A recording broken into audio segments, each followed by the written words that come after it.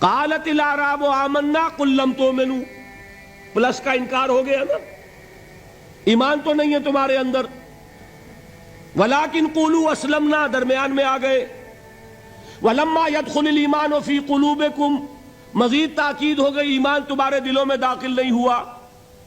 لیکن اب آگے چلیے، وَإِن تُطِيعُوا اللَّهَ وَرَسُولَهُ لَا يَلِدْكُم مِّنْ أَعْمَالِكُمْ شَيْئًا، اگر تم اللہ اور اس کے رسول کی اطاعت کرتے رہو گے اللہ تمہارے عمل میں کوئی کمی نہیں کرے گا۔ اس سے ثابت ہو گیا منافق بھی نہیں، اس لیے کہ منافق کا کوئی عمل قبول نہیں، منافق تو وہ مائنس ویلیو ہے، اس کے ساتھ کوئی نیکی قبول ہو نہیں سکتی۔ کیا عبداللہ ابن ابی کی نمازیں قبول ہوئیں؟ اگرچہ وہ نماز حضور کی امامت میں ادا کی جا رہی ہے، لیکن کیا اس کی نماز قبول ہو سکتی تھی؟ وہ آپ کو یاد ہوگا واقعہ، جب مرا ہے وہ شخص رئیس المنافقین عبداللہ ابن ابی، اس کے بیٹے ہیں عبداللہ ابن ابی، وہ مومن صادق، نوجوان نہایت صالح۔ اب ایک سعادت مند بیٹے کو تو باپ سے محبت ہوگی کہ نہیں ہوگی؟ وہ بیٹا حاضر ہوتا ہے حضور کی خدمت میں، حضور میرے والد کا انتقال ہو گیا، آپ اپنا کرتا عنایت فرما دیجئے تاکہ میں اس کو کفن دوں۔ حضور نے سوچا اور کرتا اتار کے دے دیا۔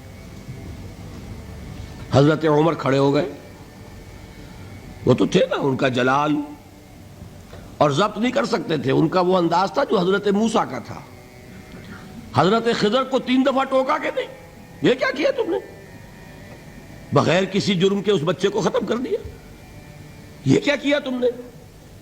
کشتی کو تم نے توڑ دیا، مارو گے ان کو جو اس کے اندر سوار ہیں، یہ کیا کیا؟ یہ دیوار سیدھی کر دی، یہ بدبخت انہوں نے ہمیں کھانے کو بھی نہیں دیا اور ان کی دیوار سیدھی کر رہے ہیں۔ تو حضرت موسیٰ علیہ السلام خاموش نہیں رہ سکتے تھے۔ انک لن تستطیع معی صبرا، یہی معاملہ حضرت عمر فاروق کا تھا۔ کھڑے ہو گئے، حضور کیا کر رہے ہیں؟ اس دشمن خدا کو آپ اپنا کرتا دے رہے ہیں، اس نے یہ کیا، اس نے یہ کیا، اس نے یہ کیا۔ حضور مسکرا کر فرماتے ہیں، عمر میرا کرتا اسے اللہ کے عذاب سے نہیں بچا سکے گا۔ کبھی سنا آپ نے؟ لیکن ایک ہے مروت، ایک ہے شرافت۔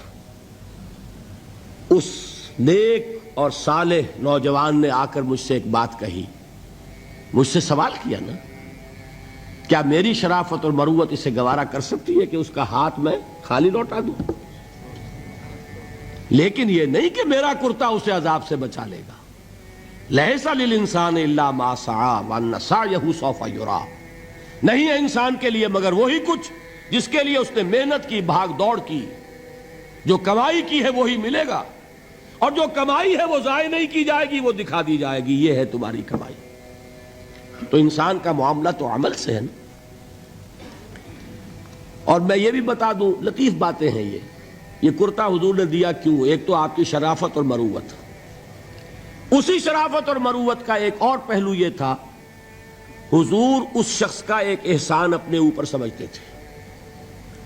غزوہ بدر میں حضرت عباس حضور کے چچا کفار کی طرف سے آئے تھے، ایمان نہیں لائے تھے اس وقت تک، اور وہ اسیران بدر میں تھے۔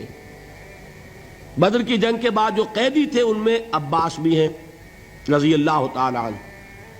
ان کو پاس کرتا نہیں تھا، کرتے کی ضرورت پیش آئی، وہ طویل القامت انسان تھے۔ عبداللہ ابن ابی نے اس وقت کرتا دیا تھا عباس کو۔ اس کو محمد الرسول اللہ اپنے اوپر ایک احسان سمجھتے تھے کہ میرے چچا کو اس شخص نے ایک وقت میں کرتا دیا تھا۔ آج در حقیقت محمد الرسول اللہ صلی اللہ علیہ وسلم نے اپنے اس احسان کا بدلہ چکایا ہے۔ بہرحال بات جو ہو رہی تھی اس کو سمجھیے، منافق اندر جو کچھ ہے وہ ہے اور اللہ جانتا ہے، اللہ کا رسول جانتا تھا لیکن اس نے اس کو چھپایا اور تاکید کر دی، جس کو بتایا بھی ایک صاحب ہے حضرت حذیفہ ابن یمان۔ کچھ منافقوں کے نام بتا دیے تھے آپ نے یہ میں واقعہ آپ کو پورا سناؤں گا جبکہ نفاق پر گفتگو ہوگی، لیکن ساتھ ہی کہہ دیا تھا دیکھنا کسی کو بتانا نہیں، یہ میرا راز ہے تمہارے پاس۔ اب لوگ ان سے پوچھتے بھی تھے، وہ بتاتے نہیں تھے۔ ان کا نام پڑ گیا صاحب و سر نبی، یہ نبی کے رازدان ہیں، ان کے پاس نبی کا ایک راز ہے، وہ راز ہی رہا۔ میں بتاؤں گا کہ کس نے پوچھا تھا، وہ تب نفاق کی حقیقت سمجھ میں آئے گی۔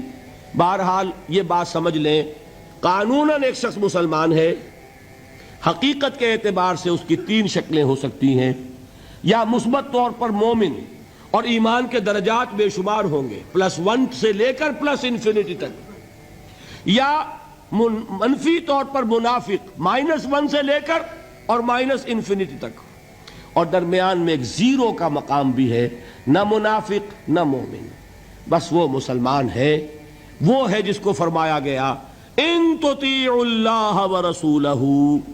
دیکھو ایمان تو تمہارے دلوں میں نہیں ہے، لیکن اگر تم اطاعت کرتے رہو گے اللہ کی اور اس کے رسول کی، اس حالت میں لا یلدکم من اعمالکم شیئا، اللہ تمہارے اعمال میں کوئی کمی نہیں کرے گا، اس کے اجر و ثواب سے تمہیں محروم نہیں رکھے گا۔